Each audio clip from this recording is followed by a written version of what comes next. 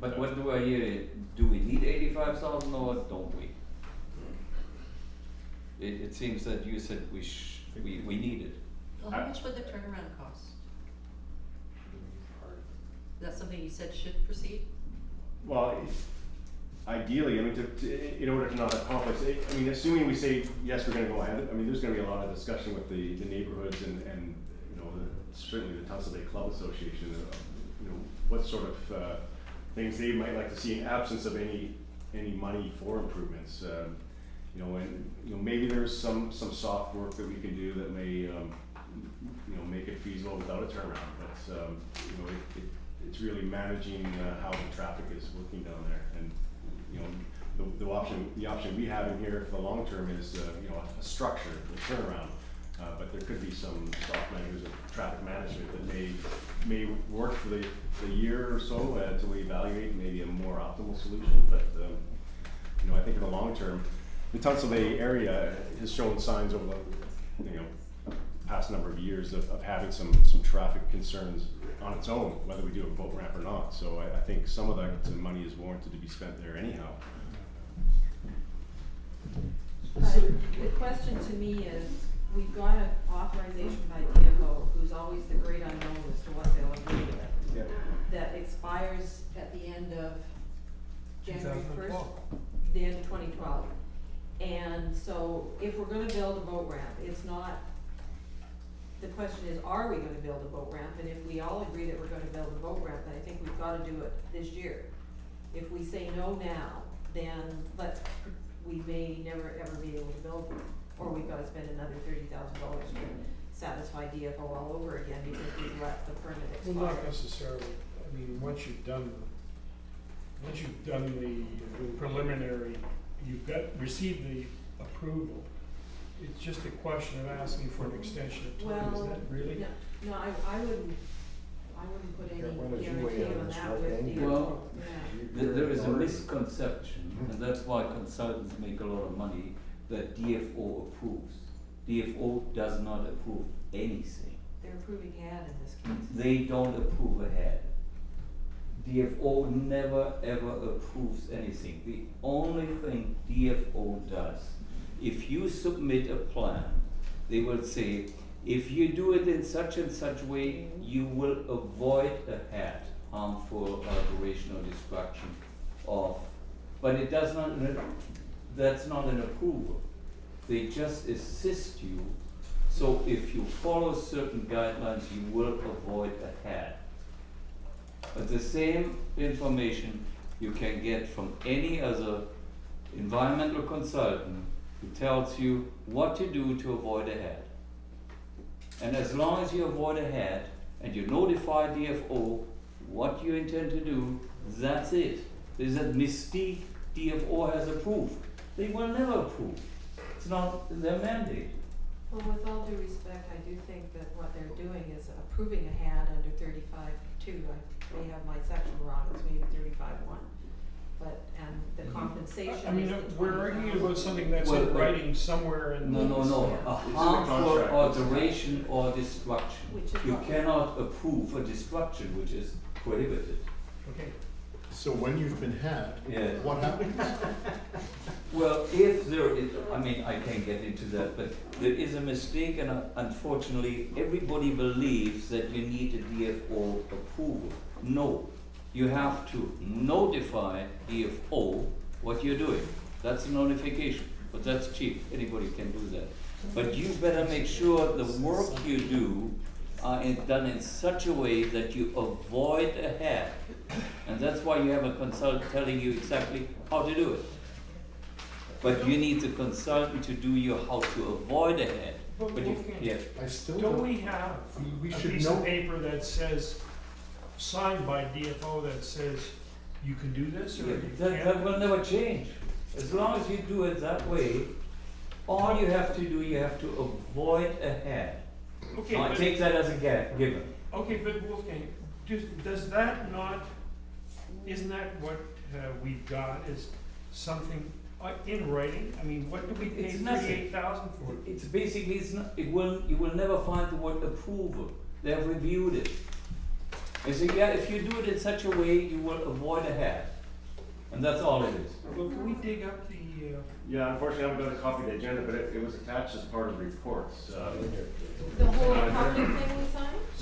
No, no, no, The contract, but I can, no, just the thing, for whatever the letter or correspondence. yeah, it's a contract document. Contract is Yeah. like this. It seems to me that we just either, we have our poison, either we do it or we don't do it. Like, That's what I was gonna say. and, given what happened with the last project that was undertaken, we won't go into details, but I think we should try and complete it in as, quickly and gracefully a way as possible and get it done. You know, if we decide to go there, and not even entertain the idea of extensions, we just Is get it it all done. 205,000 you're willing to go? Well, no, I don't think we need to do the, Just the underwater works there. If You do everything. You know what, when you decide to do it, you do it, you just do it. let's just do the ramp. Why don't we just do the ramp? Pardon me? It's also Darren? impacting on the community center budget. Sorry, just before you start, Darren, Will, what did you? Oh, there's a page one of the, Oh, it might just be my stuff. or page two, anyways, Karen had a copy of the front page anyways, on this, so it's a Fisheries Act subsection 35(2), authorizations for works or undertakings affecting fish habitat, and Fisheries Act section 32, authorization for destruction of fish. So the valid authorization period for the harmful alteration, disruption, and or destruction of fish habitat pursuant to subsection 35-2 of the Fisheries Act, and the destruction of fish pursuant to section 32 associated with the project is from July 21st, 2011 to January 1st, 2013. Okay. Just a quick follow-up question.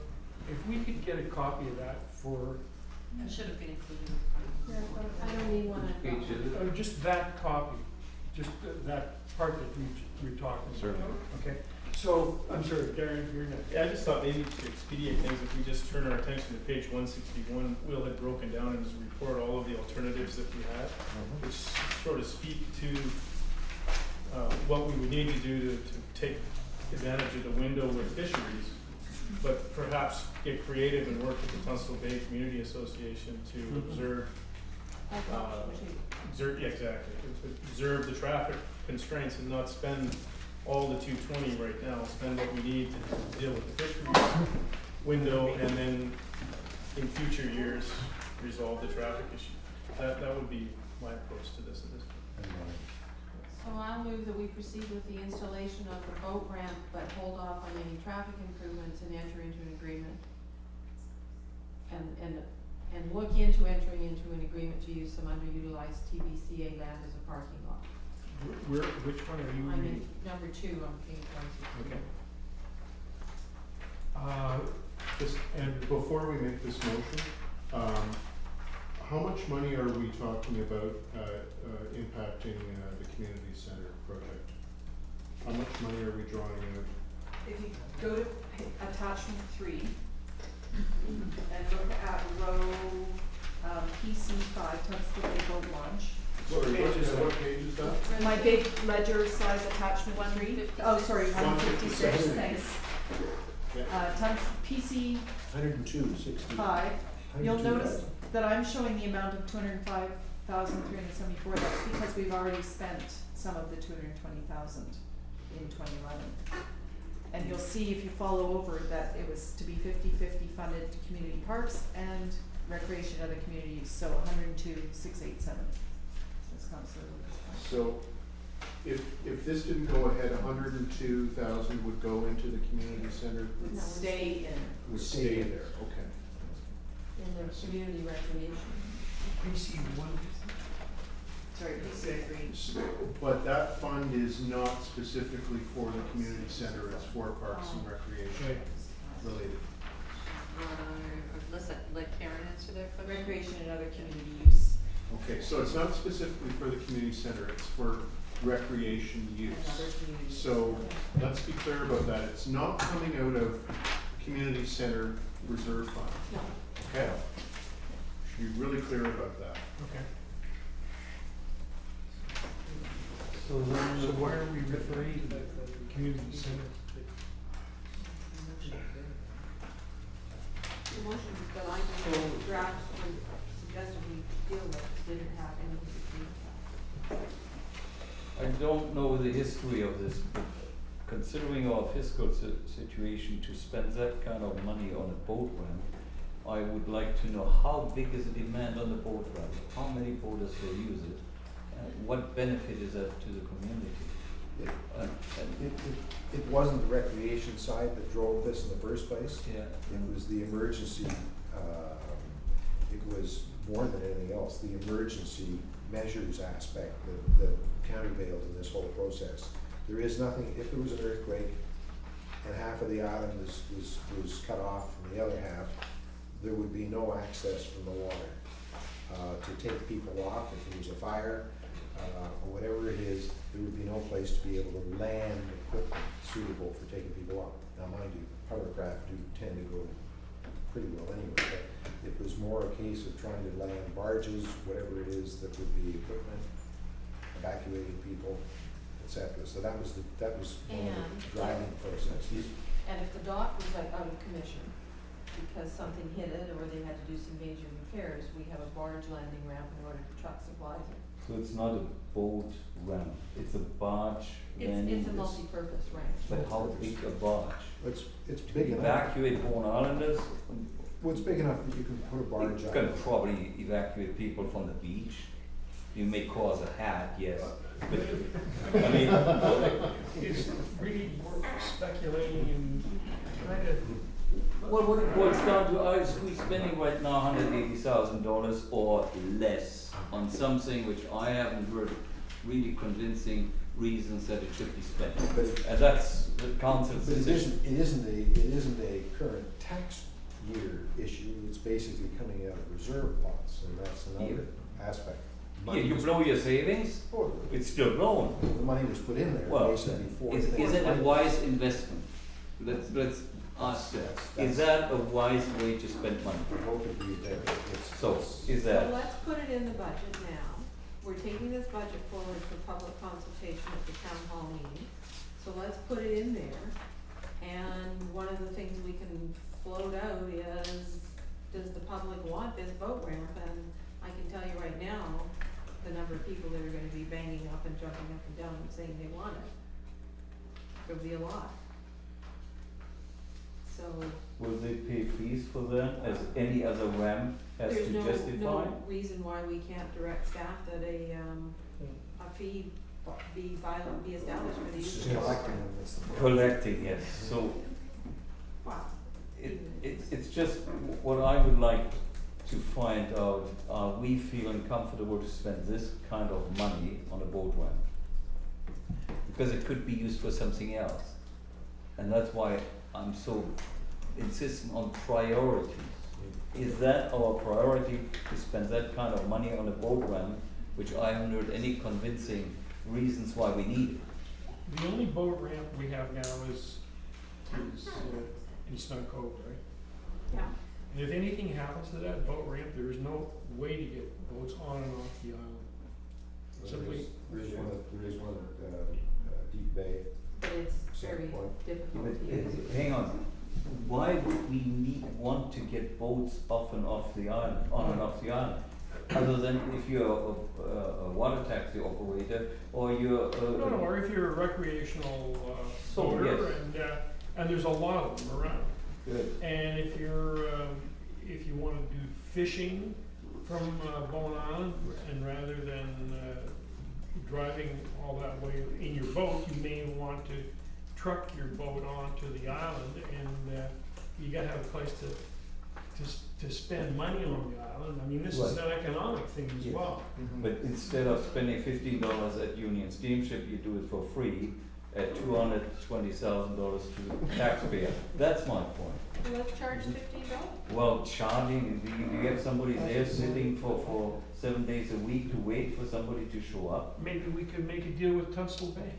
Well, okay, it is council's decision, and I want to find out is it a wise decision to spend that kind of money now?